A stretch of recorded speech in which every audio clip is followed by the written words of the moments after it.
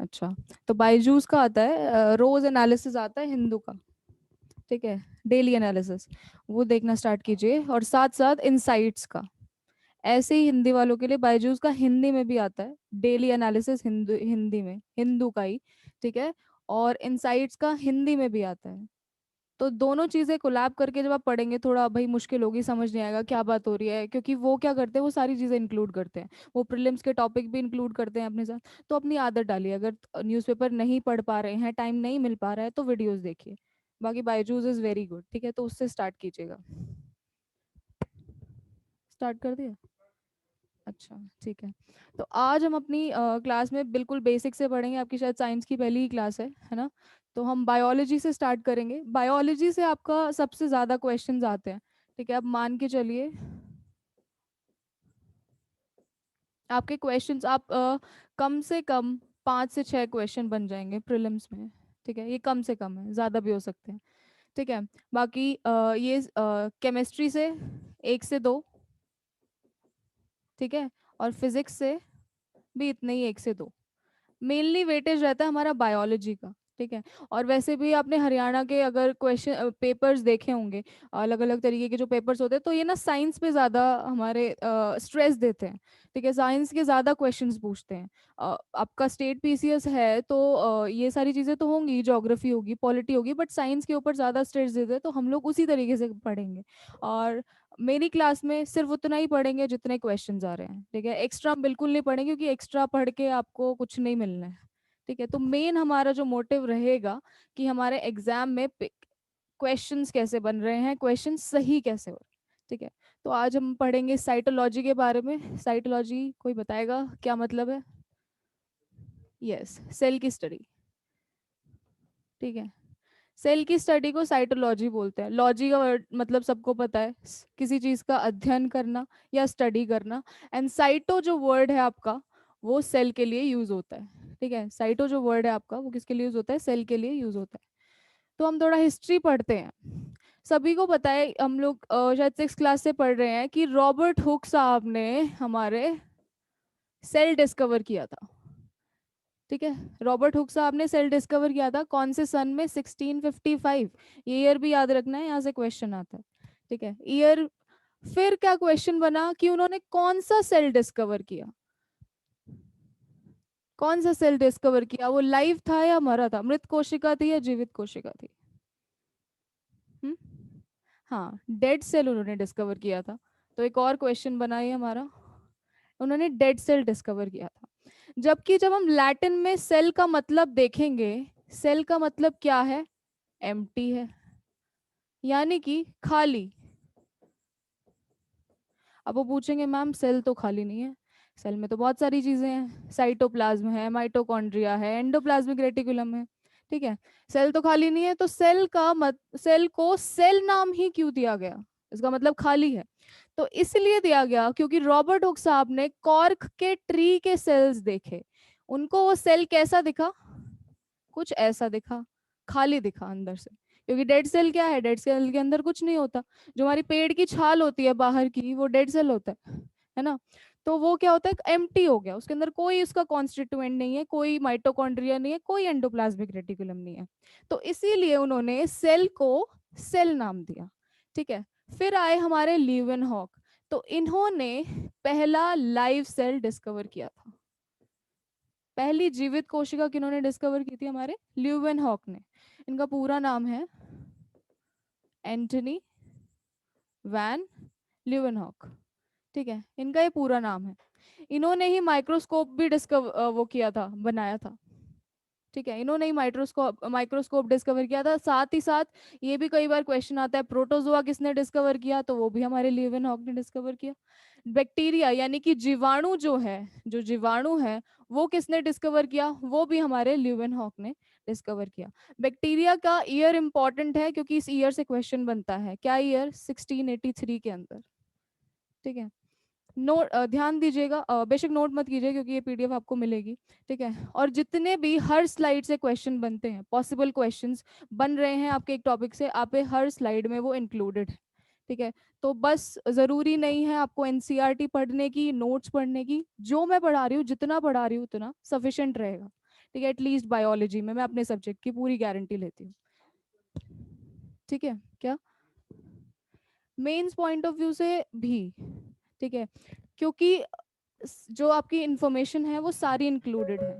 Prelims में क्या है, प्रीलिम्स इज वेरी अनडिसिसिव ना, क्योंकि उसमें कोई भी क्वेश्चन आ सकता है, आपसे बैक्टीरिया पूछ लेगा, वायरस पूछ लेगा, वैक्सीन पूछ लेगा, तो वो आपको सेग्रीगेट करने पड़ेंगे चीजें। मेंस के लिए क्या है, आपका पूरा आंसर जाएगा।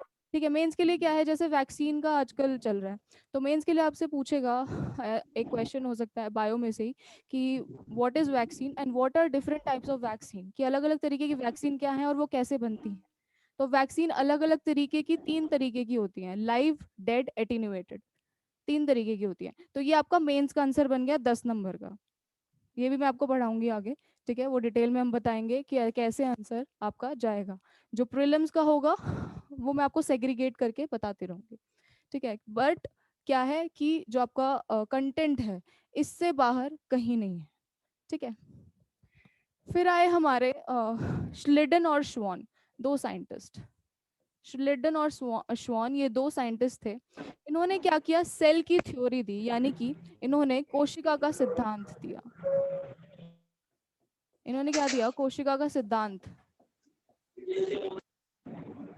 और इन्होंने क्या बताया कि हर एक चीज इस दुनिया में किससे बनी है, सेल या फिर उसके प्रोडक्ट से बनी है। हिंदी वालों को प्रॉब्लम तो नहीं हो रही, समझ में आ रहा है? ठीक है, हर एक चीज इस दुनिया में किससे बनी है, सेल या फिर उसके प्रोडक्ट से बनी है। ठीक है, फिर एक एडिशनल इंफॉर्मेशन आपके लिए, यहाँ से क्वेश्चन आपका बन सकता है। कॉलिकर हमारे एक साइंटिस्ट थे, उन्होंने माइटोकॉन्ड्रिया को डिस्क्राइब किया था। ठीक है, उन्होंने ही माइटोकॉन्ड्रिया को डिस्कवर किया था और माइटोकॉन्ड्रिया को डिस्क्राइब किया था। अब रॉबर्ट हुक साहब के बारे में आ चुका, सेल थ्योरी के बारे में भी क्वेश्चन आ चुका, श्लिटन और श्वान ने दी थी, तो मे बी इनके बारे में आ सकता है। ठीक है, तो इसीलिए हमें पॉसिबल क्वेश्चंस सेग्रीगेट करने होंगे अपने टॉपिक्स में से। ठीक है, नेक्स्ट हम देखते हैं सेल थ्योरी क्या थी। अभी मैंने बताई कोशिका का सिद्धांत क्या था, कि सारे ऑर्गेनिजम्स क्या हैं, सेल या फिर उसके प्रोडक्ट से बने हैं। ठीक है, और सेल्स क्या है, बेसिक स्ट्रक्चर और फंक्शनल यूनिट है किसी भी ऑर्गेनिजम्स की, यानी कि सेल, कोशिका एक शरीर की सबसे छोटी से छोटी इकाई है। जैसे एक घर को बनाने के लिए ईंट की जरूरत होती है, वैसे ही एक पूरे ऑर्गेनिज्म को, चाहे वो ह्यूमन है, चाहे वो एनिमल्स हैं, चाहे वो प्लांट्स हैं, चाहे वो एक बैक्टीरिया ही क्यों ना है, एक छोटा सा जीवाणु ही क्यों ना है, वायरस ही क्यों ना है, उनको बनाने के लिए क्या चाहिए होता है, वो हमारा सेल चाहिए होता है। ठीक है, और सारे सेल्स दूसरे सेल्स से बनते हैं, यानी कि जो पुराना सेल है वो मर के नया सेल बनाएगा। ये जब कोशिका विभाजन में आपको पढ़ाऊंगी, ठीक है, तब आपको पता चलेगा कि कैसे एक सेल दूसरे नए सेल से बनता है। यहाँ पे साइंस बैकग्राउंड से कितने हैं? सारे हैं, चलो इजी होगा थोड़ा समझ आने में, साइंस ही है। ठीक है, नेक्स्ट हमारा आता है, 2 तरीके के सेल्स हैं हमारे यहाँ। एक तो प्रोकैरियोटिक सेल्स हैं। प्रोकैरियोटिक का क्या मतलब है, ये जो कैरियो वर्ड है, 2 तरीके के सेल्स हैं हमारे, प्रोकैरियोटिक और यूकैरियोटिक। ठीक है, ये कैरियो वर्ड दोनों में आ रहा है, आप दोनों में देखिए कैरियो वर्ड दोनों में कॉमन है। इसका क्या मतलब है, इसका मतलब है ये जो हमारा क्लासिफिकेशन है ये न्यूक्लियस के आधार पे है, केंद्रक के आधार पे है। ठीक है, ये जो क्लासिफिकेशन हमारा न्यूक्लियस के आधार पे या फिर केंद्रक के आधार पे किया गया है ऑर्गेनिजम्स का, जितने भी पृथ्वी पर ऑर्गेनिजम्स हैं। ठीक है, तो प्रोकैरियोटिक कौन से हो गए, प्रो का मतलब प्रिमिटिव, प्रो का मतलब प्रिमिटिव या फिर बहुत पुराना। ठीक है, तो प्रोकैरियोटिक ऑर्गेनिजम्स हमारे वो ऑर्गेनिजम्स थे जिनके अंदर न्यूक्लियस ढंग से बना हुआ नहीं था। ठीक है, कुछ कुछ में था, कुछ कुछ में बिल्कुल ही नहीं था, लेकिन न्यूक्लियस का जो मेन काम होता है, जो हाँ, ब्रेन होता है, ब्रेन सेल का ब्रेन होता है हमारा न्यूक्लियस, कैटरा तो वही सारे देगा काम ना, उसी के अंदर होते हैं, सारी डीएनए वैसे वाली आने चीजें जाने उसी का के दे अंदर दूं। होती हैं। तो वो इन प्रोकैरियोटिक जो ऑर्गेनिजम्स थे उसमें लैक कर रहा था। और यूकैरियोटिक जो है हमारे, उनमें क्या था, उसमें पूरी तरीके से हमारा न्यूक्लियस बना हुआ था, सारे वो अपने काम कर रहा था, सारे डिफरेंशिएटेड बॉडी, उस बॉडी के जो स्ट्रक्चर्स थे, फंक्शंस थे, वो करा रहा था। तो प्रोकैरियोटिक सेल्स कौन से हो गए? जिनके अंदर न्यूक्लियस नहीं है, जो अपना खाना खुद बनाते हैं, ठीक है, और जिनके अंदर क्या होता है, सेक्सुअल एंड एसेक्सुअल रिप्रोडक्शन दोनों होते हैं, ठीक है। यानी कि जो प्रजनन की क्रिया के जितने भी भेद हैं, 2 तरीके के भेद, 3 तरीके के भेद होते हैं, वो दोनों हमारे प्रोकैरियोटिक सेल्स के अंदर भी होते हैं, ठीक है। और ये काम के नहीं है अभी, बाद में बताएंगे इसके बारे में। फिर आए हमारे यूकैरियोटिक सेल्स। तो यूकैरियोटिक सेल्स वो सेल्स थे जिनके अंदर न्यूक्लियस पूरी तरीके से फुली डेवलप्ड था, ठीक है। न्यूक्लियस क्या था? फुली डेवलप्ड था। न्यूक्लियर मेम्ब्रेन थी, यानी कि जो मैं अभी आपको पूरा सेल का स्ट्रक्चर पढ़ाने वाली हूँ, एक सेल होता है, उसके बाहर की झिल्ली होती है, पूरी मेम्ब्रेन होती है, मेम्ब्रेन से घिरा होता है, अंदर अलग अलग सेल के अंग होते हैं, कोशिका के अंग होते हैं, उसके अंदर न्यूक्लियस होता है, न्यूक्लियस भी एक झिल्ली से घिरा होता है, न्यूक्लियर मेम्ब्रेन से घिरा होता है, ठीक है। तो वो सारी चीजें हमारे यूकैरियोटिक सेल्स में थी, यानी कि वो पूरी तरीके से पूर्णतः डेवलप्ड एक कोशिका हम बोल सकते हैं, ठीक है। काम दोनों कर रहे हैं, प्रोकैरियोटिक भी वही काम कर रहा है, अपनी लाइफ साइकिल कंप्लीट कर रहा है, और यूकैरियोटिक भी क्या कर रहा है, अपनी लाइफ साइकिल कंप्लीट कर रहा है, काम दोनों कर रहे हैं, बट डिफरेंस क्या है? न्यूक्लियस के बेस पे डिफरेंस है, ठीक है। तो यूकैरियोटिक सेल्स थे हमारे जिनके अंदर प्रोटीन्स, जिसकी मेम्ब्रेन, जिसकी जो कोशिका झिल्ली है, वो किससे बनी है? फॉस्फोलिपिड से बनी है, प्रोटीन से बनी है, ग्लाइकोलिपिड्स, कोलेस्ट्रॉल। अभी इसको आगे डिटेल में बताऊंगी, क्योंकि इंपॉर्टेंट रहेगा कि जरूर आता है क्वेश्चन कि एक सेल मेम्ब्रेन किससे बनी है, फंजाई की सेल मेम्ब्रेन किससे बनी होती है, बैक्टीरिया की सेल मेम्ब्रेन किससे बनी होती है, ठीक है। प्लाज्मा मेम्ब्रेन क्या करवाती है, प्लाज्मा मेम्ब्रेन का वर्क भी बताएंगे। अभी जस्ट ओवरव्यू लिया कि प्रोकैरियोटिक और यूकैरियोटिक सेल्स आपके क्या होते हैं, ठीक है। यूकैरियोटिक सेल्स के अंदर अलग अलग ऑर्गेनल्स होंगे, साइटोप्लाज्म होगा, सारे माइटोकॉन्ड्रिया, एंडोप्लाज्मिक रेटिकुलम, सारी चीजें होंगी, ठीक है। और बहुत सारे ऑर्गेनल्स हमारे एनिमल और प्लांट्स, यानी कि सेल था यू और प्रो, दो में डिवाइडेड हुआ, प्रो वहीं पे रह गया, जैसे कि बैक्टीरिया या फिर जीवाणु, ठीक है। यू जो है हमारा, वो दो में डिवाइडेड है, एनिमल सेल और प्लांट सेल, ठीक है, यानी कि पादप कोशिका और जंतु कोशिका, ठीक है। तो एनिमल और प्लांट सेल्स के जो अंग होते हैं वो ऑलमोस्ट सेम होते हैं, कुछ कुछ डिफरेंस होता है, कुछ कुछ। कैसा डिफरेंस होता है आप खुद बताइए, कि एक प्लांट और एक एनिमल हमारे अंदर और एक के अंदर क्या डिफरेंस है? करेक्ट, हाँ। हम मोटाइल है, वो नहीं चल सकते, ठीक है। तो बेसिक डिफरेंस यही है, तो उसी के बेस पे क्या है, एनिमल और प्लांट सेल के अंदर डिफरेंस है। सबसे बड़ा डिफरेंस ये है कि हम चल सकते हैं, वो नहीं चल सकते। तो इसका मतलब क्या हुआ, हम अपना खाना खुद जाकर ले सकते हैं, लेकिन वो नहीं ले सकते, तो उनको अपना खाना खुद बनाना पड़ेगा, जिसकी वजह से उनके अंदर क्या है, क्या क्रिया होती है उनके अंदर? प्रकाश संश्लेषण, यानी कि फोटोसिंथेसिस की क्रिया होती है, ठीक है, जिसकी वजह से वो अपना खाना बना पाते हैं। और इसके लिए जो स्ट्रक्चर्स चाहिए, जो ऑर्गेनल चाहिए, कौन सा ऑर्गेनल होता है वो? क्लोरोप्लास्ट। तो इसलिए वो उनके अंदर होता है, लेकिन हमारे अंदर नहीं होता, क्योंकि हम उनके ऊपर डिपेंड है खाने के लिए, ठीक है। तो ये डिफरेंस, ये बेसिक डिफरेंस रहा। प्लांट्स कंटेन क्लोरोप्लास्ट और एनिमल कंटेन्स सेंट्रियोल। सेंट्रियोल एक सेल का ऑर्गेनल होता है जो हमारे कोशिका विभाजन में काम आता है, ठीक है। तो इसका काम तब होता है, जो है ये हमारे animal cell, sorry, plant cell के अंदर सेंट्रियोल प्रेजेंट नहीं होता। आपसे इस तरीके से भी क्वेश्चन बन सकता है चीज़ों का, कि कौन सी चीज़ें एनिमल सेल में होती हैं, कौन सी चीज़ें प्लांट सेल में होती हैं। तो मैं आपको डिफरेंशिएट कराऊंगी जब हम प्लांट और एनिमल सेल दोनों पढ़ लेंगे तब, ठीक है। ये देखिए, ये हमारा एनिमल सेल है, ठीक है, कुछ ऐसा दिखता है। तो इसके अंदर सारी चीजें हैं, धीरे धीरे करके हम सारी चीजों को पढ़ेंगे। ये सब ये सारी चीजें जितनी भी एनिमल सेल में चीजें हैं ऑलमोस्ट सारी प्लांट सेल में ही प्रेजेंट होती हैं। ठीक है, डायग्राम अगर आप याद करें तो अच्छा रहेगा, क्योंकि आपके जब आप आंसर राइट अप करेंगे, अगर आप छोटा सा डायग्राम ऐसे कहीं स्क्रिबल करके साइड में आंसर में बना देते हैं तो इफेक्टिव रहता है। और बायो के आंसर्स में क्या है, डायग्राम आप जितना बनाएंगे उतना ज्यादा आपके लिए सही रहेगा। ठीक है, तो डायग्राम्स याद करने पड़ेंगे, बाकी नाम तो याद हो ही जाएंगे कि ये हमारा न्यूक्लियस है, ये क्रोमैटिन है, ये हमारा राइबोसोम्स हैं, ये गोल्जी हैं। अब इनके बारे में जब हम ध्यान से थोड़ा डिटेल के अंदर पढ़ेंगे तब। ठीक है, ये हमारा एनिमल सेल इस तरीके का दिखता है। नेक्स्ट है हमारा, ये हमारा प्लांट सेल है।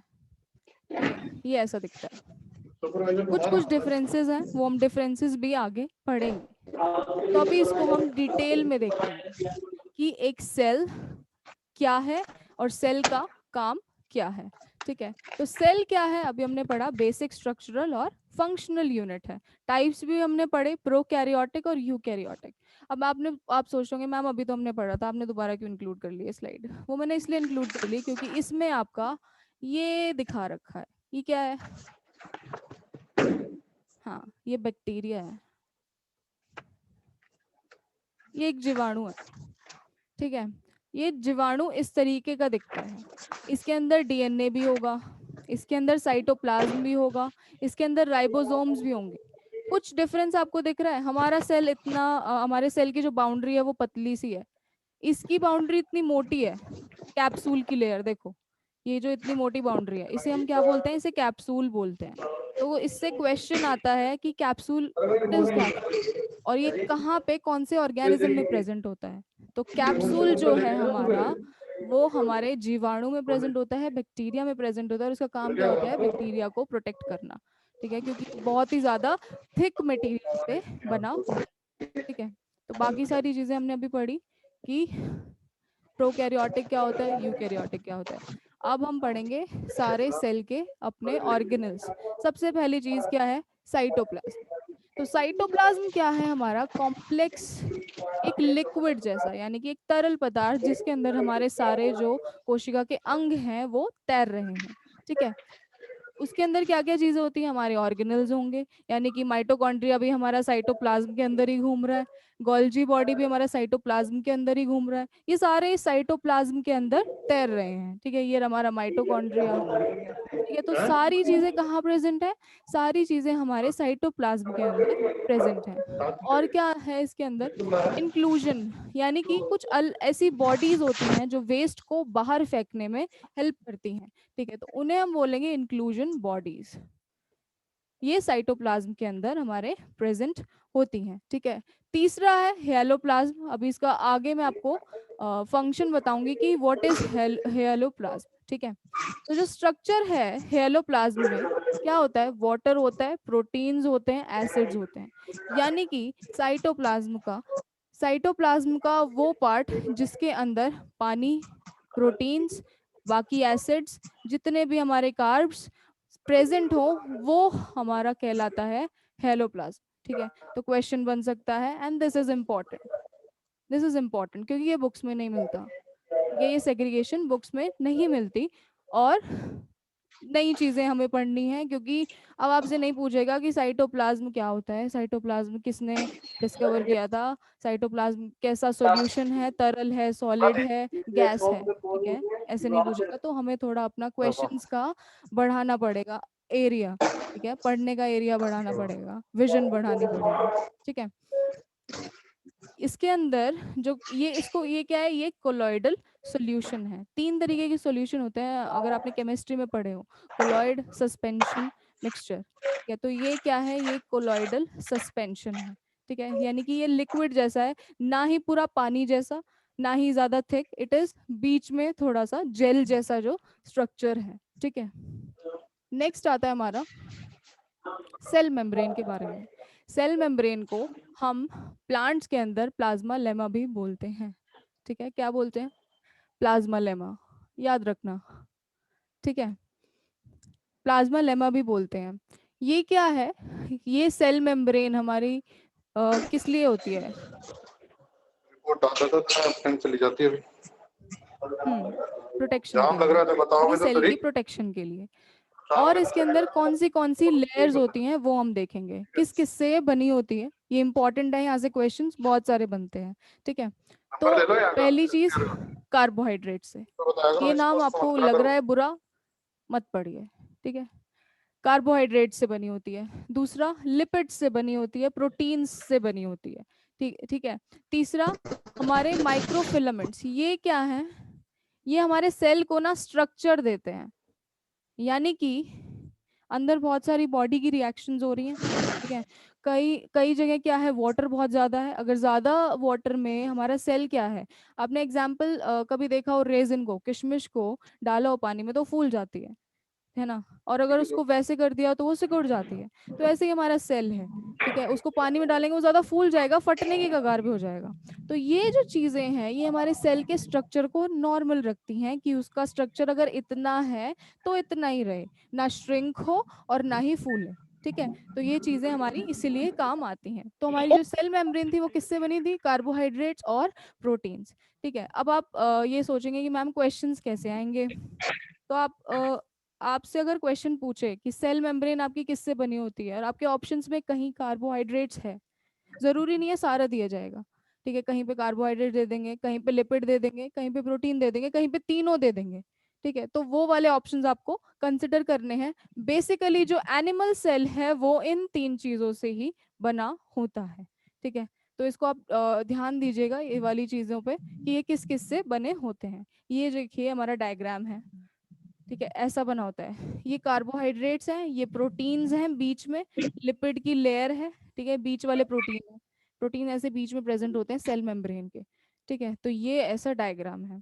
बाकी इसको, इसकी लेबलिंग को आपको ज़रूरत नहीं है। जहाँ लेबलिंग की ज़रूरत होगी, जो डायग्राम के लिए ज़रूरत होगी कि ये डायग्राम आपको पढ़ना है, लेबल करके याद करना है, वो मैं बताऊंगी। ठीक है, तो सेल मेम्ब्रेन के अंदर क्या क्या हमने भी पढ़ा, प्रोटीन्स, लिपिड्स, कार्बोहाइड्रेट्स। प्रोटीन्स का कितना वेट है, 50 to 60%। ठीक है, लिपिड्स का कितना वेट है, 30 to 40%। कार्बोहाइड्रेट्स कितने हैं, 5 to 10%। ठीक है, ये हमारे इस तरीके से एक साथ कोलैब करके प्रेजेंट होते हैं। और हमारी मेम्ब्रेन क्या है, बिल्कुल फ्लेक्सिबल होती है। ऐसा नहीं है कि एक जगह पे रिजिड होगी, जैसे मार्कर है, इसको मैं मोड़ नहीं सकती, ये रिजिड है। लेकिन हमारा सेल ऐसा नहीं होता। रबड़ देखिए आपने, ऐसे उसकी मेम्ब्रेन होती है, तो वो फ्लेक्सिबल होता है। उसको किसी भी तरीके से कहीं भी अगर पास होना हो तो अपनी शेप उसी तरीके से चेंज कर लेता है, क्योंकि हमारी सेल मेम्ब्रेन इतनी ज़्यादा फ्लेक्सिबल होती है इस वजह से। ठीक है, बाकी हाँ, रिजिड, रिजिड बॉडी कैसे,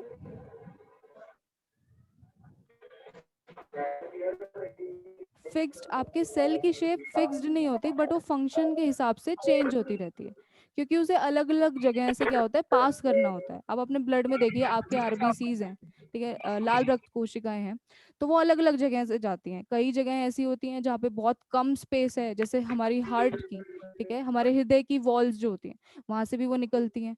कई जगह ऐसी हैं, हमारी ईसोफेगस जो यानी कि जो हमारा विंड पाइप है, ठीक है, जो हमारा सॉरी फूड पाइप है, ठीक है, खाने की नली है, उधर से ही पास होती है। वहां पे तो बहुत बड़ी बड़ी हैं, वहां पे भी बहुत सारी हमारी लाल रक्त कोशिकाएं हैं। तो वो अपने फंक्शन के हिसाब से और जगह के हिसाब से शेप चेंज कर लेते हैं। ठीक है, वो किसी वजह से हो पा रहा है, वो हमारे सारे सेल मेम्ब्रेन की वजह से हो पा रहा है, क्योंकि वो फ्लेक्सिबल है। फ्लेक्सिबल भी है, रिजिड भी है, जहाँ उसे रिजिड होना चाहिए वहां वो रिजिड है। ठीक है, सेटिस्फाइड। नेक्स्ट चीज हम देखेंगे, ये प्रोटीन्स का आपको पढ़ने की ज़रूरत नहीं है। ये मैं आपको जब मेंस का आंसर लिखवाऊंगी तब आपको ज़्यादा इंपॉर्टेंट रहेगा, अभी हम नहीं पढ़ रहे, वरना आप डर जाओगे। ठीक है, क्योंकि ये ज़्यादा हमारे लिए काम के नहीं है। हम अभी पढ़ेंगे, हाँ, एक सेकंड।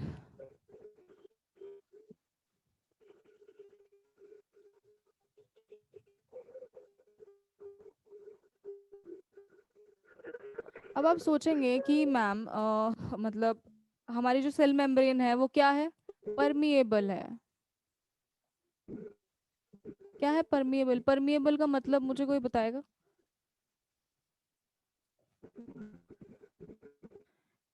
यानी कि वो पास कर सकती है passes from, सॉरी क्या लिख रही हूँ,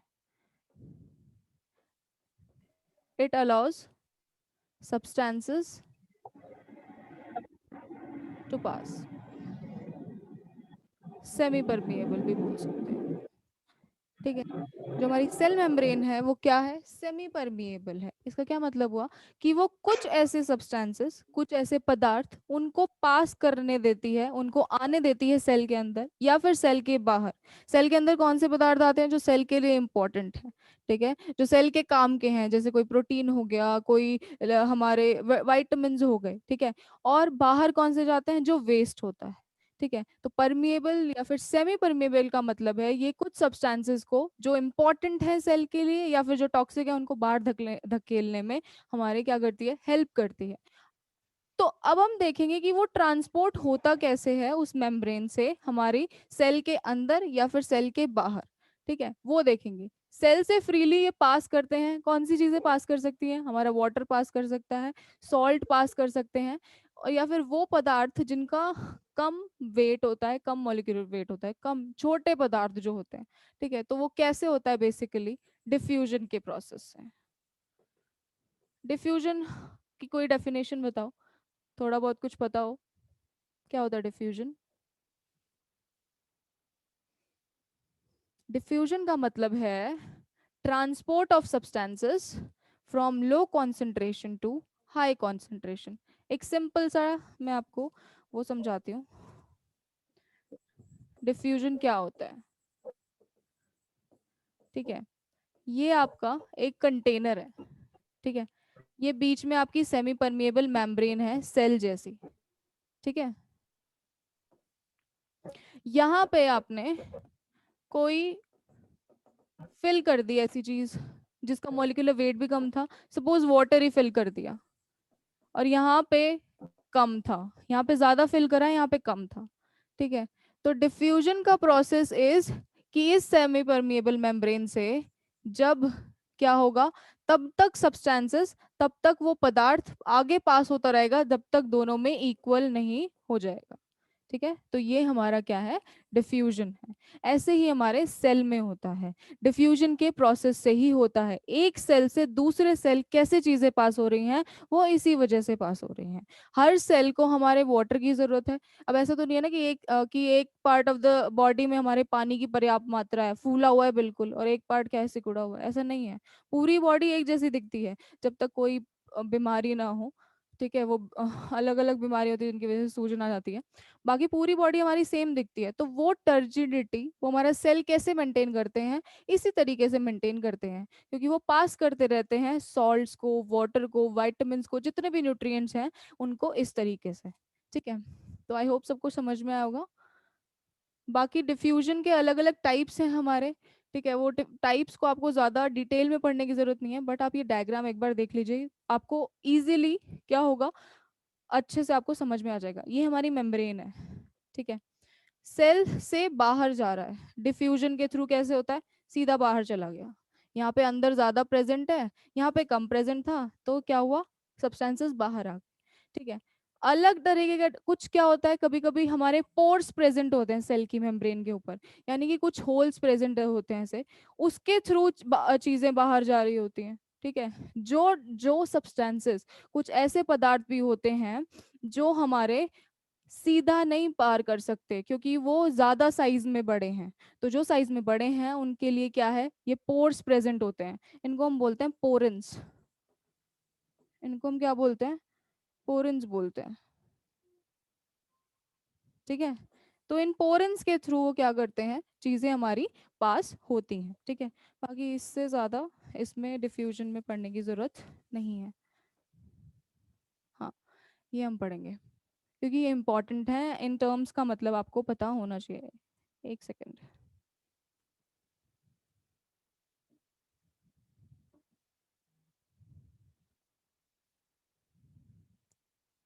हम्म, तो एंडोसाइटोसिस क्या होता है या फिर एक्सोसाइटोसिस क्या होता है, डायग्राम में देख के क्या समझ में आ रहा है।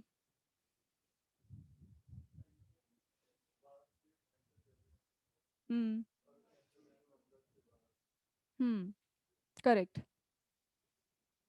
तो एंडोसाइटोसिस क्या है हमारा, इसमें हमारे सेल क्या कर रहे हैं, बाहर जो पार्टिकल्स हैं, ठीक है, बाहर जो पार्टिकल्स हैं उनको साइटोप्लाज्म के अंदर लाने के लिए। यानी कि आप सपोज कीजिए ये सेल है हमारा बाहर, और बाहर क्या है, विटामिन के हमारे कॉन्स्टिट्यूएंट प्रेजेंट हैं सेल के बाहर, विटामिन के कॉन्स्टिट्यूएंट्स प्रेजेंट हैं, और उस सेल को चाहिए अपने अंदर चाहिए। ठीक है, तो वो कैसे होगा, सेल यहाँ पे ये जो है, ये आप समझ समझ लीजिए, ये विटामिन के कॉन्स्टिट्यूएंट्स हैं हमारे, वो घूम रहे हैं बाहर।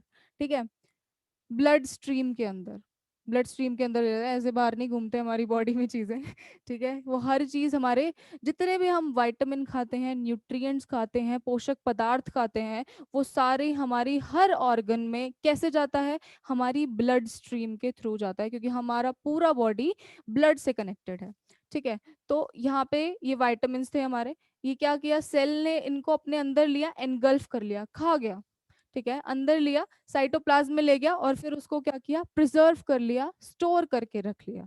ठीक है, तो साइट ये क्या करता है, सेल के अंदर हमारी ऐसी बहुत क्या होते हैं, वेसिकल्स होते हैं, ये क्या होते हैं, सैक जैसे स्ट्रक्चर होते हैं। ये डिफ्यूजन नहीं है, सेल अपने आप को ओपन करता है। ठीक है, सेल का अपने मेम्ब्रेन को खोलता है, ओपन करता है, फिर ये जो पार्टिकल्स हैं ये अंदर आते हैं, एंड फिर वो उनको एंगल्फ कर लेता है। ठीक है, एक्स्ट्रा सेल्युलर सब्सटेंसेस, यानी कि जो सेल के बाहरी वातावरण में जो सब्सटेंसेस प्रेजेंट हैं वो। ठीक है, तो ये क्या हो गया हमारा एंडोसाइटोसिस। डायग्राम से समझ में आया सबको कि एंडोसाइटोसिस क्या है। ठीक है, अब हम देखेंगे एक्सोसाइटोसिस। यानी कि अब ऐसा नहीं है ना कि सारी चीजें सेल में काम की हैं, कुछ वेस्ट भी जनरेट होता है। अब हम रोज कोई ना कोई वेस्ट जनरेट करते हैं, खाना खाया उसका वेस्ट जनरेट हो गया, टॉफी का रैपर खाया फेंक दिया वो भी वेस्ट है। तो ऐसे ही हमारा सेल, हर एक सेल क्या करता है, वेस्ट जनरेट करता है। तो अब वो वेस्ट अगर सारा सेल में रह जाएगा तो वो तो प्रॉब्लमेटिक हो जाएगा, तो वो वेस्ट को बाहर निकालने के लिए एक्सोसाइटोसिस आपका प्रोसेस होता है। सपोज कीजिए ये आपका सेल है, इसके अंदर कुछ वेस्ट है, ये आया, ट्रैवल किया इसने आगे, ठीक है, अपने आप को, अपनी मेम्ब्रेन को खोला, ठीक है, ओपन किया, और फिर क्या हुआ, बाहर बर्स्ट आउट हो गया, बाहर अपना वेस्ट क्या किया इसने, सेक्रीट कर दिया। और ये सारी चीजें किस वजह से हो रही हैं, वेसिकल्स की हेल्प से हो रही हैं, वेसिकल की हेल्प से।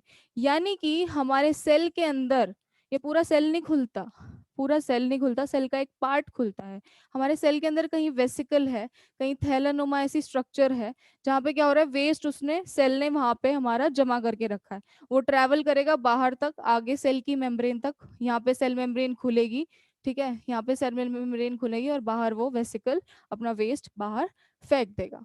ठीक है, तो ये हमारा था एंडोसाइटोसिस और एक्सोसाइटोसिस। ठीक है, फिर कुछ और टर्म्स, जैसे कि फैगो और पीनो। तो फैगो का मतलब क्या है, फैगोसाइटोसिस किसी ने सुनी है ये वर्ड, इंपॉर्टेंट है, यहाँ से क्वेश्चन भी बनता है।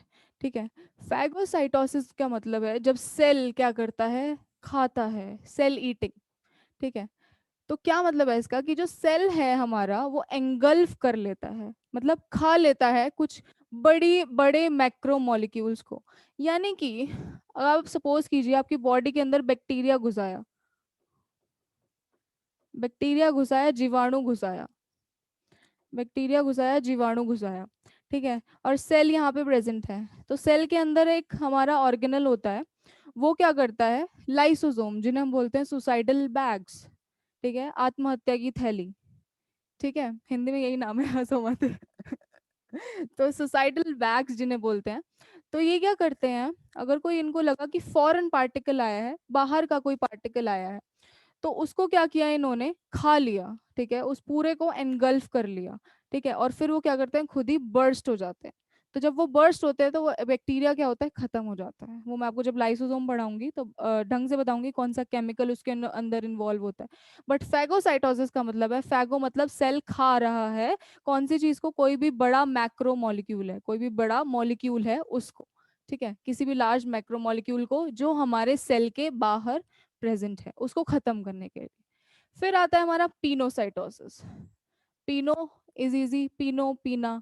ठीक है, सेल ड्रिंकिंग, तो आप ऐसे इसको रिलेट कर सकते हैं, सेल ड्रिंकिंग, यानी कि सेल क्या कर रहा है, छोटे फ्लूइड्स को, जो फ्लूइड कंटेंट है उसको एंगल्फ कर रहा है अंदर अपने, उसे हम बोलेंगे पिनोसाइटोसिस।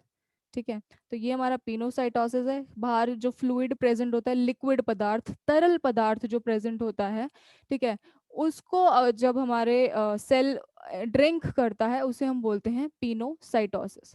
ठीक है, ये छोटे होते हैं साइज में। ये वाला जो पिनोसाइटोसिस के प्रोसेस के अंदर जो सेल अपने अंदर लेता है वो छोटे होते हैं, और जो फैगो के अंदर होता है वो बड़े, यानी कि मैक्रो मॉलिक्यूल्स होते हैं। आई होप सबको समझ आया होगा। ठीक है,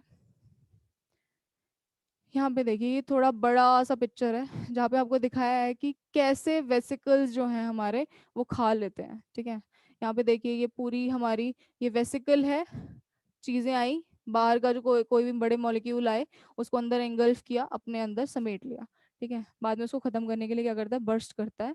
अंदर कुछ एंजाइम्स होते हैं, कुछ ऐसे केमिकल्स होते हैं, रसायन होते हैं, जो ये जो अंदर टॉक्सिक चीज़ें हैं उसको क्या करता है, उसको खत्म कर देता है। ठीक है, तो ये हमारा क्या है, पिनोसाइटिक वेसिकल।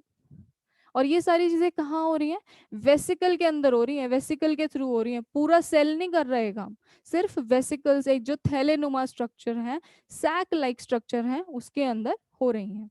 ठीक है, अब हम पढ़ेंगे साइटोप्लाज्म।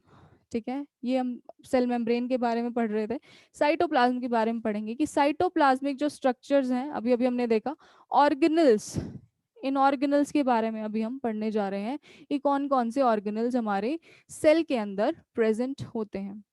ठीक है, कौन से, एंडोप्लाज्मिक रेटिकुलम हो गया, माइटोकॉन्ड्रिया हो गया, गोल्जी, लाइसोसोम, पेरोक्सीसोम। ठीक है, फिर कुछ ये राइबोसोम, सेंट्रियोल। यानी कि ये क्वेश्चन बनता है कि इनमें से कौन सा है जिनकी मेम्ब्रेन है, यानी कि एक तो सेल पूरा है और सेल के अंदर के जो ऑर्गेनल है उसकी भी मेम्ब्रेन है, और एक कुछ ऐसे ऑर्गेनल हैं जिनकी झिल्ली नहीं है। ठीक है, तो ये दो उसमें सेग्रीगेटेड हैं, तो ये आपको याद रखने पड़ेंगे। हमारा जो ईआर है, माइटोकॉन्ड्रिया है, गोल्जी है, लाइसोसोम है, पेरोक्सीसोम है, ये मेम्ब्रेन बाउंड है, ये झिल्ली से घिरे हुए हैं, अपनी ही झिल्ली है इनकी। ठीक है, और ये जो है हमारे माइक्रोट्यूब्यूल हो गया। ठीक है, ये सारे सेंट्रियोल का पार्ट है, ये माइक्रोट्यूब्यूल्स, फिलामेंट्स। ठीक है, ये क्या है, झिल्ली से नहीं गिरे हैं, इनके अंदर कोई मेम्ब्रेन नहीं है, जैसे राइबोसोम्स भी उसी का ही एग्जाम्पल है। ठीक है, अब हम उनको डिटेल में पढ़ेंगे। माइटोकॉन्ड्रिया, तो माइटोकॉन्ड्रिया क्या है हमारा, सबने पढ़ा होगा, बताओ।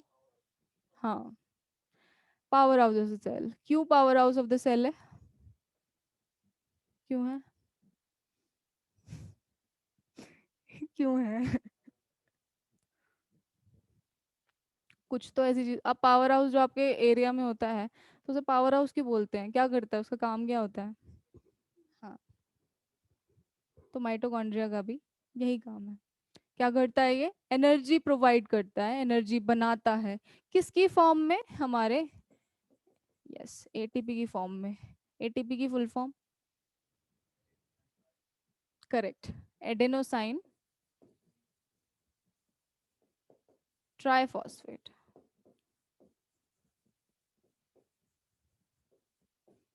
छोटी छोटी चीजें ही आनी चाहिए। माइटोकॉन्ड्रिया क्या है, हमारा सबसे बड़ा अंग है कोशिका का। ठीक है, और ये क्या होता है, ऐसा नहीं है कि एक ही माइटोकॉन्ड्रिया होगा, जहाँ पे जिस सेल को ज्यादा माइटोकॉन्ड्रिया, ज्यादा एनर्जी की जरूरत है, एनर्जी प्रोडक्शन की जरूरत है, उस सेल में एक से ज्यादा माइटोकॉन्ड्रिया भी होंगे। जिस सेल में एनर्जी की कम जरूरत है उस सेल में एक ही होगा। ठीक है, इस तरीके से ये प्रेजेंट होते हैं। ये हमारे क्या करते हैं, एनर्जी प्रोवाइडर हैं। ठीक है, क्या है, एनर्जी प्रोवाइडर हैं। और ये कहाँ पे भी प्रेजेंट होते हैं, ये हमारे बैक्टीरिया में भी प्रेजेंट होता है, कुछ बैक्टीरियाज में। ठीक है, इसकी क्या क्या हमारी इस ये जो है माइटोकॉन्ड्रिया, इसका क्या क्या स्ट्रक्चर है, पहले तो इसकी आउटर मेम्ब्रेन है, मैं ओ एम से डिनोट कर रही हूँ। ठीक है, आउटर मेम्ब्रेन। दूसरी क्या है, इनर मेम्ब्रेन है, आई एम। ठीक है, तो आउटर मेम्ब्रेन क्या है हमारी, वो परमिएबल होगी, परमिएबल यानी कि पास हो सकती हैं उससे चीजें। इनर मेम्ब्रेन क्या है हमारी, वो सेमी परमिएबल है, कुछ ही चीजें पास हो सकती हैं। डिफरेंस आपको समझ में आया? परमिएबल और सेमी परमिएबल। सेमी मतलब कुछ ही पास हो सकती हैं, परमिएबल मतलब सब पास हो सकता है। ठीक है, सब इधर से उधर जा सकता है। ठीक है, इसके अंदर क्या है, अलग अलग इनफोल्डिंग्स दिख रही होंगी आपको। ठीक है, अलग अलग तरीके की ये फोल्डिंग्स हैं। इसका नाम क्या है? क्रिस्टे। यहाँ से क्वेश्चन आता है कि ये चीज कहाँ प्रेजेंट है? कहाँ प्रेजेंट है? माइटोकॉन्ड्रिया में। ठीक है, तो जब हमने वर्ड ही नहीं पढ़ा तो हमें पता भी नहीं चलेगा। ठीक है, ये क्या करता है, हमारे क्रिस्टे क्या करवाते हैं, ये सरफेस एरिया को इंक्रीज करते हैं। अब हमारी बॉडी ना, देखो एक कॉम्पैक्ट बॉडी है। ठीक है, तो क्या है कि चीज़ों को ज़्यादा भी एब्जॉर्प्शन चाहिए। ऐसे ही हमारे जो डाइजेस्टिव सिस्टम है, हमारे पेट के अंदर फोल्डिंग्स होती हैं ताकि ज़्यादा खाना डाइजेस्ट हो सके।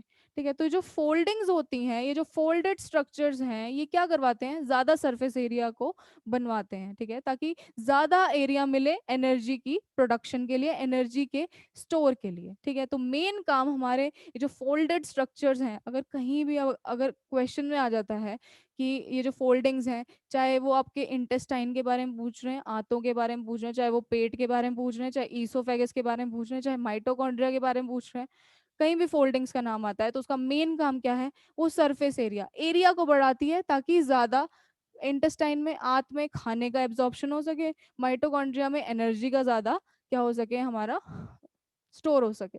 ठीक है, ये देखिए यहाँ पे थोड़ा आपको क्लियर दिख रहा होगा, ये इस तरीके से होता है। तो ज्यादा एनर्जी क्या होती है यहाँ पे, जनरेट हो पाती है और ज्यादा एनर्जी बन पाती है। और ये बीच में इसमें क्या होता है, मैट्रिक्स प्रेजेंट होता है हमारे, खाली नहीं होता, ये बीच में क्या होता है, मैट्रिक्स प्रेजेंट होता है। ठीक है, तो माइटोकॉन्ड्रियल मैट्रिक्स के अंदर क्या क्या प्रेजेंट होती हैं चीजें, वाटर, सोल्यूट्स। ठीक है, कुछ ग्रैन्यूल्स होते हैं जो इंपॉर्टेंट होते हैं हमारे माइटोकॉन्ड्रिया के लिए, जैसे कैल्शियम आयंस। ठीक है, कैल्शियम आयन कॉन्सेंट्रेशन। और माइटोकॉन्ड्रिया एक ऐसा ऑर्गेनल है, एक ऐसा अंग है कोशिका का जिसके पास खुद का डीएनए प्रेजेंट होता है। ठीक है, जिसके पास क्या होता है, खुद का डीएनए प्रेजेंट होता है। ऐसे बहुत ही कम ऑर्गेनल हैं, दो या तीन हैं जिनके पास खुद का डीएनए क्या है, प्रेजेंट होता है। ठीक है, खुद के डीएनए और खुद के राइबोसोम्स प्रेजेंट होते हैं। ठीक है, और मैट्रिक्स के अंदर क्या होता है, बहुत सारे एंजाइम्स होते हैं। इस मैट्रिक्स के अंदर ही सारी साइकिल्स हो रही होती हैं। कौन सी साइकिल है वो आपकी, वो आपकी, आपने पढ़ी है कभी सिट्रिक एसिड साइकिल, किसी ने पढ़ी हो? सिट्रिक एसिड साइकिल ये किस लिए होती है, हमारे ग्लूकोज के जनरेशन में होती है, ग्लूकोज को बनाने में। और ग्लूकोज एट द एंड क्या कन्वर्ट, किस में कन्वर्ट होता है, एनर्जी में कन्वर्ट होता है जाके बॉडी में। ठीक है, तो ये सारी साइकिल्स, जितनी भी साइकिल्स हमारी बॉडी में हो रही हैं, चाहे वो सिट्रिक एसिड है, सिट्रिक एसिड का दूसरा नाम ट्राई कार्बोक्सिलिक एसिड साइकिल है। ठीक है, बीटा ऑक्सीडेशन साइकिल भी होती है एक तरीके की। ठीक है, ये सारी साइकिल्स कहाँ पे हो रही होती हैं, ये सारी साइकिल्स हमारे माइटोकॉन्ड्रिया के इस मैट्रिक्स में हो रही होती हैं। ठीक है, आया समझ में? ये देखिए, ये रियल व्यू है, ये इस तरीके का दिखता है हमारा माइटोकॉन्ड्रिया, ऐसा।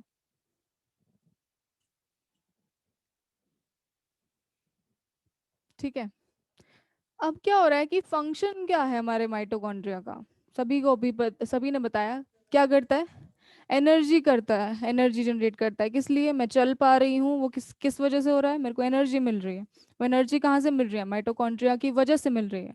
ठीक है, और किसकी फॉर्म में बनाता है, एटीपी की फॉर्म में बनाता है। ठीक है, और माइटोकॉन्ड्रिया जो है हमारा ऑलमोस्ट सारे यूकैरियोटिक सेल्स के अंदर होता है। ठीक है, सारे यूकैरियोटिक सेल्स के अंदर होता है, और अलग अलग, अभी मैंने बताया जहाँ पे ज्यादा की जरूरत है उस सेल में ज्यादा होगा, जहाँ पे जिस सेल में कम की जरूरत है उस सेल में कम होगा। यही चीज लिखी है। जो कार्डियक मसल सेल्स हैं, यहाँ से क्वेश्चन बनता है। ठीक है, नोट, इसको याद रखिएगा, नोट करना चाहे तो आप छोटी छोटी चीजें नोट भी कर सकते हैं। ठीक है, तो कार्डियक मसल सेल्स के अंदर सबसे ज्यादा माइटोकॉन्ड्रिया हमारे पाए जाते हैं, सारे सेल्स को मिला के। अब कार्डियक का मसल सेल्स कौन से होते हैं? कार्डियक वर्ड सुनते ही आप हार्ट, ठीक है, हृदय, तो ये सबसे ज्यादा, क्योंकि हमारा हार्ट ही तो है जो 24 घंटे क्या करता है, पंप कर रहा है ब्लड। जब हम सो रहे होते हैं तब भी पंप कर रहा होता है, ठीक है, वो नॉन स्टॉप काम कर रहा है, इसीलिए उसको सबसे ज्यादा एनर्जी की जरूरत है, ठीक है, इसीलिए इसमें सबसे ज्यादा क्या है, माइटोकॉन्ड्रिया प्रेजेंट है। फिर आते हैं हमारे epithelial cells. Epithelial cells, epithelial नाम सुनते ही आप देखेंगे लाइनिंग ऑफ सेल्स, यानी कि जितने भी हमारे ऑर्गन्स हैं, चाहे किडनी है चाहे हार्ट है, वो एक लाइनिंग से घिरे होते हैं, उसे बोलते हैं एपिथेलियल सेल्स की लाइनिंग, ठीक है। उनके अंदर भी हमारी बहुत ज्यादा माइटोकॉन्ड्रिया प्रेजेंट होते हैं, ठीक है। तो ये दो जगह हैं, दो सेल्स हैं जहाँ पे हमारे माइटोकॉन्ड्रिया सबसे ज्यादा प्रेजेंट होते हैं, ठीक है। नेक्स्ट आता है राइबोसोम्स। नेक्स्ट क्या है, राइबोसोम्स। तो राइबोसोम्स क्या है हमारे, सबसे इम्पॉर्टेंट काम राइबोसोम्स का कि ये प्रोटीन को सिंथेसाइज करते हैं, यानी कि प्रोटीन कहाँ बनते हैं हमारे सेल में, राइबोसोम्स के अंदर, ठीक है, राइबोसोम्स के अंदर हमारे प्रोटीन बनते हैं। और ये हमारे मोस्टली इस तरीके से दिखते हैं, देखो ये दो उसमें पार्ट में प्रेजेंट होते हैं, ये एक छोटी सब यूनिट, छोटा वाला पार्ट राइबोसोम का, बड़ा वाला पार्ट, ठीक है, और ये सारा प्रोटीन को सिंथेसाइज करके आगे पास कर रहे होते हैं। कहाँ पास कर रहे होते हैं, वो नेक्स्ट ऑर्गेनल में हम देखेंगे, ठीक है। तो राइबोसोम्स क्या है, ये हमारे इनके अंदर ना एक इम्पॉर्टेंट चीज प्रेजेंट होती है, बाकी यहाँ कुछ इम्पोर्टेंट नहीं है। ये क्या है, निसल बॉडीज, इसका ये पूछा जाता है ये कहाँ प्रेजेंट होती है, तो आप आंसर देंगे कहाँ पे, राइबोसोम्स में, ठीक है। और ये क्या होती हैं, ये कुछ बॉडीज होती हैं जो क्या कराती हैं, हमारे प्रोटीन का फॉर्मेशन कराती हैं, ये सिर्फ और सिर्फ राइबोसोम्स के अंदर प्रेजेंट होंगी। तो ध्यान रखिएगा, इन टर्म्स को ध्यान रखिएगा जिनको मैं बता रही हूँ, ठीक है, इनके बारे में, क्योंकि ये इंपॉर्टेंट रहेंगे, हमारी यहाँ से क्वेश्चंस बन सकते हैं, ठीक है। फिर क्या है, राइबोसोम्स ना हमारे साइटोप्लाज्म में दो फॉर्म में अकर होते हैं, एक तो फ्री, एक तो फ्री होते हैं और एक जो फ्री नहीं होते, यानी कि पॉलीसोम्स, ठीक है। तो फ्री राइबोसोम्स यानी कि वो ऐसे ही प्रेजेंट होंगे पूरे सेल के अंदर ऐसे। और कुछ ऐसे होते हैं जो हमारा ईआर होता है, यानी कि एंडोप्लाज्मिक रेटिकुलम, ठीक है, उससे बाउंड होते हैं, उसके ऊपर चिपके हुए होते हैं ऐसे करके, ये वो राइबोसोम्स होते हैं, ठीक है। और ये राइबोसोम्स ही हैं जो हमारी किस में काम आते हैं, एमआरएनए की फॉर्म में, एमआरएनए की फॉर्म में, ये यानी कि मैसेंजर आरएनए की फॉर्म में। ये एमआरएनए कब बन रहा होता है, ये सारी चीजें हमारी तब हो रही होती हैं जब डीएनए बन रहा होता है नए, उसका नए सेल का, ठीक है, या फिर जब एक वुमेन प्रेग्नेंट होता है, ठीक है, तो जो नया सेल फॉर्म हो रहा होता है, नया बेबी फॉर्म होता है, नया फीटस फॉर्म हो रहा होता है, तो वो उस टाइम पे क्या होता है, इंफॉर्मेशन पास हो रही होती है कि बच्चा कैसा दिखेगा, दोनों की इंफॉर्मेशन कोलैब होके आगे कैसा दिखेगा, वो सारी इंफॉर्मेशन इन मैसेंजर आरएनए के थ्रू जा रही होती हैं। और ये सारी इंफॉर्मेशन क्या है, प्रोटीन है, ये पूरी इंफॉर्मेशन एक प्रोटीन की फॉर्म में होती है जो आगे क्या हो रही होती है, पास हो रही होती है, ठीक है। बस इतना ही इम्पोर्टेंट था। नेक्स्ट हम देखेंगे एंडोप्लाज्मिक रेटिकुलम, ठीक है। तो एंडोप्लाज्मिक रेटिकुलम क्या है हमारा, ये क्या करता है, इसको हम बोलते हैं हाईवे ऑफ द सेल।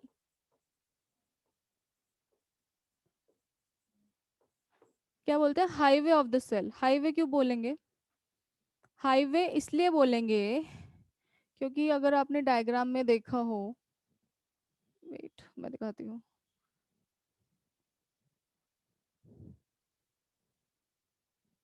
यहाँ देखिए इसकी कैसी स्ट्रक्चर दिख रही है, रोड जैसी, ये ना, ये ऐसे ऐसे ऐसे ऐसे, ये सारा ये सारा हमारा ईआर है, एंडोप्लाज्मिक रेटिकुलम है, ठीक है। इसकी रोड जैसी स्ट्रक्चर है, इसे इसलिए बोलते हैं, क्या बोलते हैं, हाईवे ऑफ द सेल। दूसरा क्यों बोलते हैं highway of the cell? Road से आप क्या करते हैं, रोड की वजह से आप इधर से उधर जा पाते हैं ना। तो इसका मेन काम क्या है वो भी हम देखेंगे, कि जो राइबोसोम है हमारा, प्रोटीन बनाता है, उस प्रोटीन को क्या करते हैं ये, पैकेज करते हैं, प्रोसेस करते हैं, आगे भेजते हैं। यानी कि प्रोटीन तो बन गया, इस फॉर्म में बन गया, बड़ी फॉर्म में, क्योंकि प्रोटीन क्या होता है, बहुत बड़ी बड़ी चेन्स होती हैं प्रोटीन की, अमीनो एसिड्स बहुत सारे मिलके, बहुत सारे अमीनो एसिड्स मिलके, बहुत सारी चेन्स जो हैं हमारी, इधर इधर ऐसे चेन्स बनी होंगी, और ये क्या बनाती हैं, प्रोटीन बनाती हैं।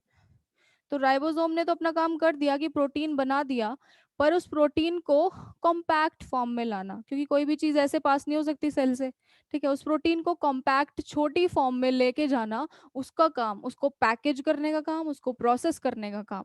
ठीक है, प्रोटीन की हमारी 4 तरीके के स्ट्रक्चर होते हैं। एक प्राइमरी स्ट्रक्चर होता है, सेकेंडरी, टर्शरी और क्वाटरनरी।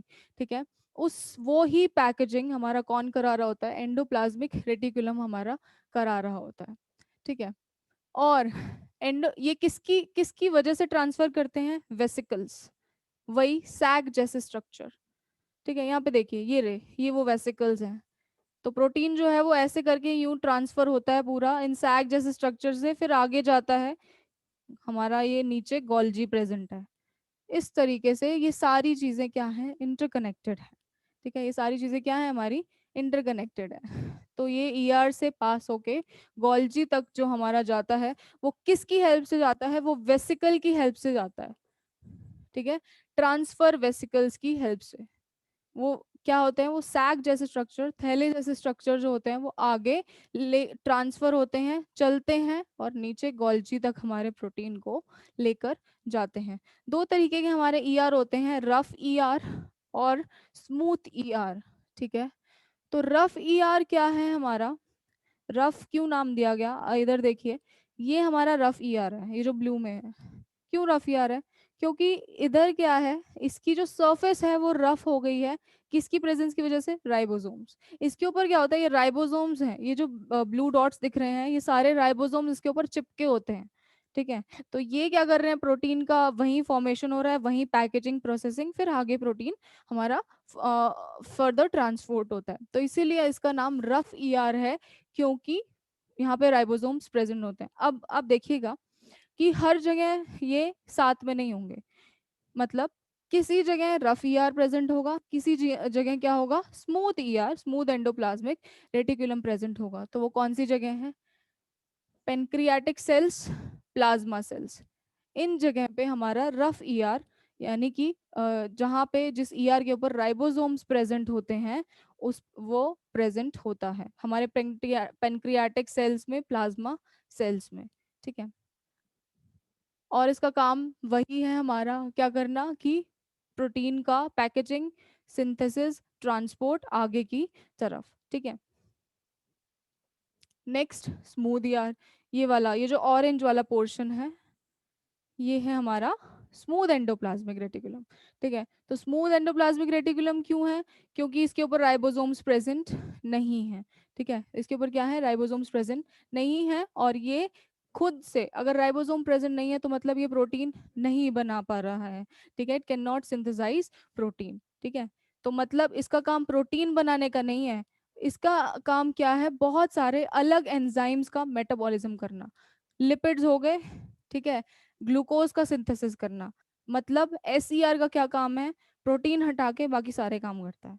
ठीक है, लिपिड का मेटाबॉलिज्म करना, लिपिड का सिंथेसिस करना, ग्लूकोज का ग्लूकोज का सिंथेसिस करना, या फिर कोई भी हार्मोन हो गए, हमारे एंजाइम्स हो गए, अलग अलग तरीके से जो भी बॉडी में जनरेट होते हैं, वो काम कौन कर रहा है, वो हमारा स्मूथ एंडोप्लाज्मिक रेटिकुलम काम कर रहा है। ठीक है, अब एक इम्पॉर्टेंट चीज क्या रहेगी, कि ये कहाँ प्रेजेंट होते हैं।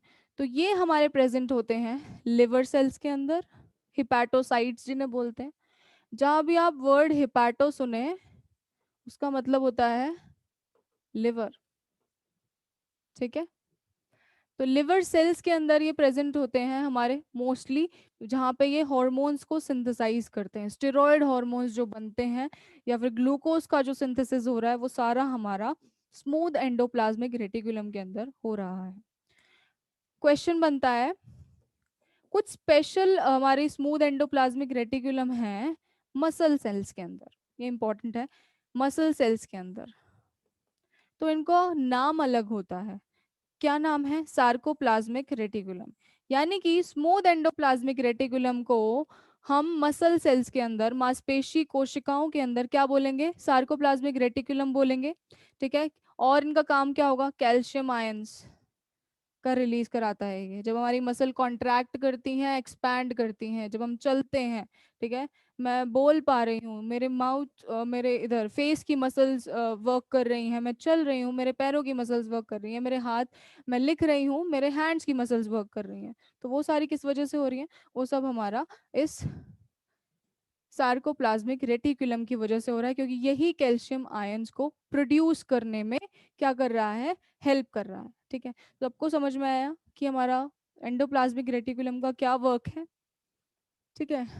यहाँ पे हम छोड़ते हैं क्योंकि बहुत हो गया आज के लिए। ठीक है। हिंदी